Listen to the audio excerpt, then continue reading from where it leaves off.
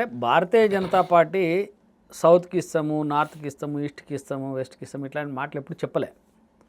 Bharatiya Janata party బలంగా ఎదగడానికి ప్రధాన కారణం ఏంటంటే కింది స్థాయి కార్యకర్తల్ని జాతీయ నాయకత్వం దాకా తీసుకుపోవడమే పార్టీ లక్షణం. కుటుంబ పార్టీ కాదు, ఈయన పోయినాక ఆయన ఇతడు, ఆయన పోయినాక ఈయన ఇతడు అని లేదు. తర్వాత నితిన్ నబీన్ ఏమీ జాతీయ రాజకీయాల్లో లేని వ్యక్తి కాదు. ఆయన యువమోర్చాలో అఖిల భారత ప్రధాన కార్యదర్శిగా చేసిండు. చాలా సందర్భాలల్లో ఎలక్షన్ల ఇన్ఛార్జిగా ఇతర రాష్ట్రాలకు పోయి పనిచేసిండు. జాతీయ రాజకీయాల మీద అవగాహన ఉండి జాతీయ రాజకీయాలను పూర్తిగా అవపోసన పట్టినటువంటి వ్యక్తే. తర్వాత ఒక యూత్ లీడరు, 45 సంవత్సరాలలో ఆల్ ఇండియాకు వర్కింగ్ ప్రెసిడెంట్ అయ్యింది ఆయన.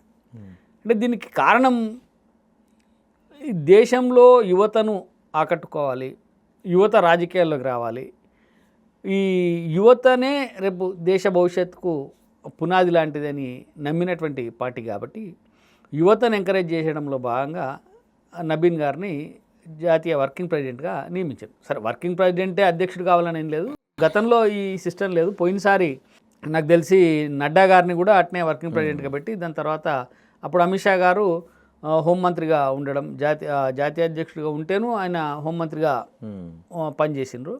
అప్పుడు నడ్డా గారిని పెట్టి దాని తర్వాత నడ్డా గారిని కంటిన్యూస్గా ఇప్పుడు సెకండ్ టర్మ్ కూడా నడ్డా గారిది రేపు జనవరి మన 26 సంవత్సరంతో పూర్తి అవుతుంది. కాబట్టి ఈ లోపు ఈయన కొంత వర్కింగ్ ప్రెసిడెంట్గా అనుభవం వస్తుంది.